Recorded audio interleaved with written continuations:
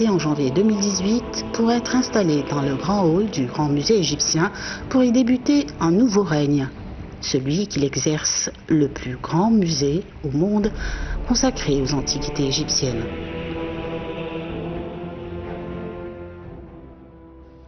Alors c'était, mesdames et messieurs, Ramsès II, les couleurs, l'emplacement et l'architecture de ce géant statue qui se trouve actuellement au Grand Musée égyptien à côté des pyramides de Gizeh.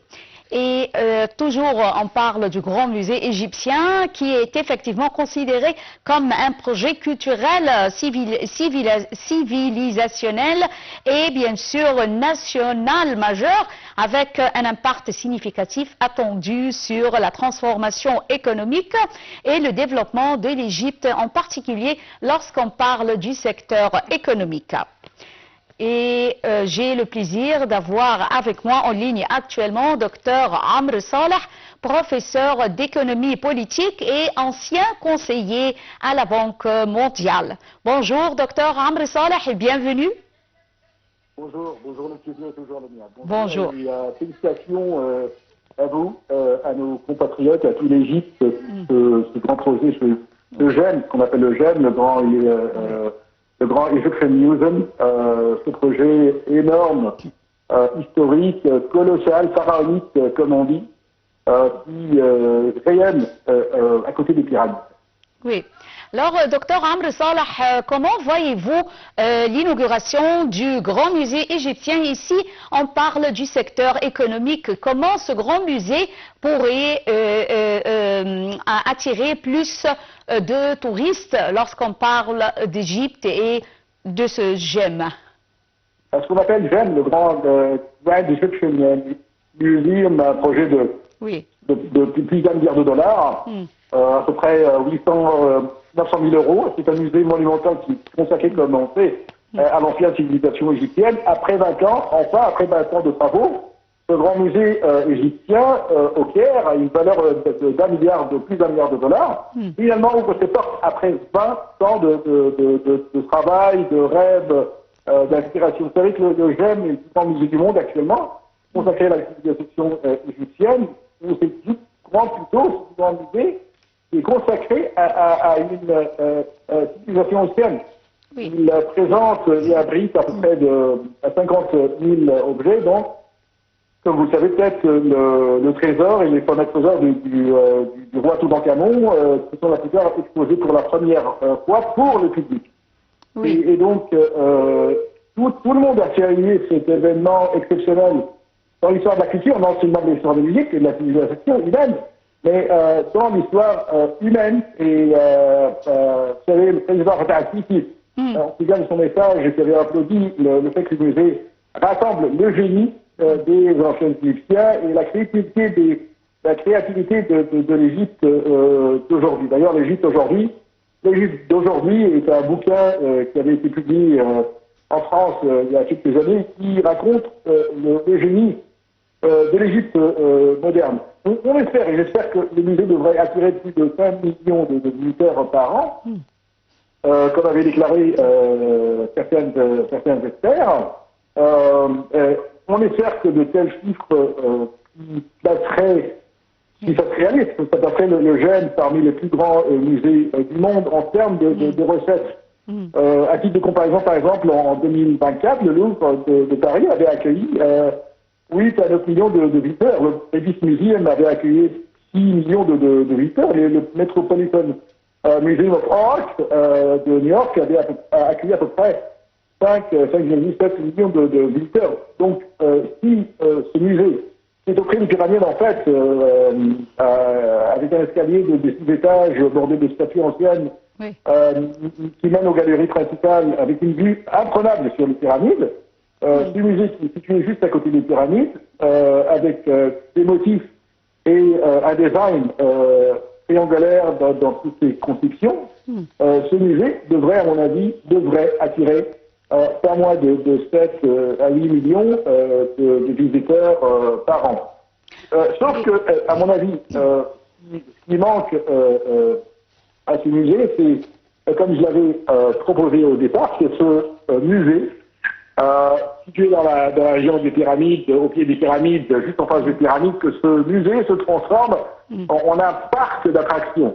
J'espère voir ce musée attirer un parc d'attractions comme exactement Disneyland ou comme par exemple les grandes parcs d'attractions du monde où il pourrait avoir et voir des entreprises et des activités satellites et des services satellites, comme par exemple toute une ville entière commerciale, je dirais pas des malls modernes comme Dubai Mall.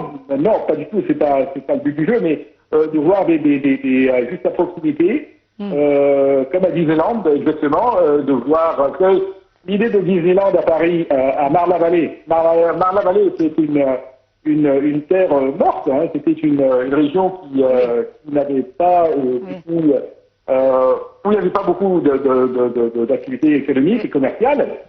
Disneyland a fait revivre et a fait renaître Marne-la-Vallée avec le RER qui s'était étendu jusqu'à Marne-la-Vallée avec des activités, une université et tout un monde qui s'est construit après Disneyland. Et donc moi j'espère que ce projet pourrait attirer et que le gouvernement égyptien ait l'audace économique et commerciale et internationale de faire en sorte que ce musée soit un parc d'attractions, d'activités satellites je dirais, comme par exemple des cinémas historiques, une région de festivités ou de galas historiques, un opéra pharaonique, des hôtels, une ville de textile, une ville archéologique, touristique, avec des cafés. Vous savez, les modèles de cafés qu'on trouve à Dubaï, qu'on trouve dans plusieurs régions du monde, une ville qui serait touristique, ou un petit village, je dirais, un village touristique avec des activités commerciales, touristiques, de services à proximité de ce musée, qui soit enfermé avec un gouverneur dédié à ce village touristique. Oui. Alors, puisque vous avez mentionné, on peut dire, les gains et les profits attendus de l'inauguration du grand musée égyptien, le GEM, alors, lorsqu'on parle également du point de vue économique, est-ce que vous voyez, docteur Amr Saleh, que l'inauguration des aéroports, on a vu plusieurs aéroports ont été inaugurés récemment ou avec la présidence du président Abdel Fattah el-Sisi, comme celui, l'aéroport de Sphinx qui a été inauguré. Est-ce que vous voyez qu'avec ces aéroports, le mouvement des touristes sera plus flexible, ils pourraient rester plus longtemps en Égypte qu'auparavant?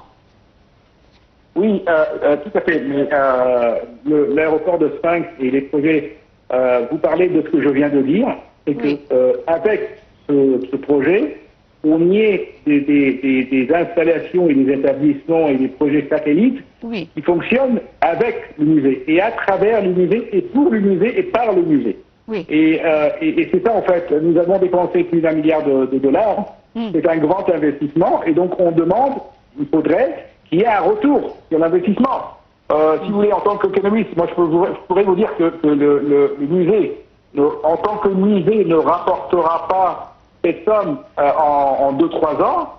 Et donc, ce qui est plus intelligent, c'est d'avoir une ville économique touristique, un village, je dirais économique touristique, qui fonctionne par le musée et pour le musée, à proximité de ce musée. Et là, je salue l'audace et aussi l'intelligence du gouvernement égyptien et la direction égyptienne qui a nommé un grand monsieur, Dr Ahmad Ghonim, professeur d'économie à la fac de sciences économiques et politiques du Caire, un ami que je connais depuis 30 ans, un choix exceptionnel, un choix très important, un choix audacieux, un homme qui a cette intelligence et cette expérience économique et internationale, qui avait travaillé à l'international, et qui a cette audace et cette capacité de faire l'équilibre entre économie et gestion historique, et avec son expertise internationale. Et donc, cette vision, et moi je demande, il y est encore, à travers votre chaîne, je demande la présidence de la République à penser d'avoir un village touristique dirigé par Ahmed Roné, pourquoi pas, autour de ce complexe, et qu'il y ait un gouverneur, pas un gouverneur comme le gouverneur du Caire, mais un gouverneur pour ce village. Mais moi, ma crainte, si vous voulez, vous parlez d'aéroport et vous parlez d'infrastructure. Moi, ma crainte, c'est pas en fait l'aéroport et les établissements et l'infrastructure. Nous avons en Égypte une infrastructure importante, exceptionnelle. Je dis, nous avons en Égypte une infrastructure exceptionnelle. Moi, ce qui me dérange, et ce qui m'agace un peu, et ma crainte, c'est la gestion de ces infrastructures. Et vous comprenez ce que je veux dire? Un touriste qui arrive, qui débarque au Caire, et puis on lui dit par exemple le visa, vous allez prendre un visa, vous allez faire la queue, la carte ne marche pas, le credit card ne marche pas. Mais maintenant tout marche, grâce à Dieu. Oui, mais grâce à Dieu, mais Dieu est toujours partout. Moi, ce qu'il faut, c'est des hommes qui ont cette intelligence, cette audace et cette capacité et l'expérience déjà à avoir géré des projets de tel niveau. Parce que moi, ce qui m'importe, c'est pas les infrastructures, mais c'est le système qui devrait fonctionner autour de ces infrastructures. Oui, espérons, et on voit comment les progrès et le rêve se réalisent en Égypte à travers la réforme économique, à travers le développement des infrastructures, comme vous l'avez mentionné, à travers les zones environnantes du GEM, à travers plusieurs sujets. Alors, je tiens à vous remercier infiniment, Dr Amr Saleh, professeur d'économie politique et ancien conseiller à la Banque mondiale. Merci d'avoir été avec nous en ligne.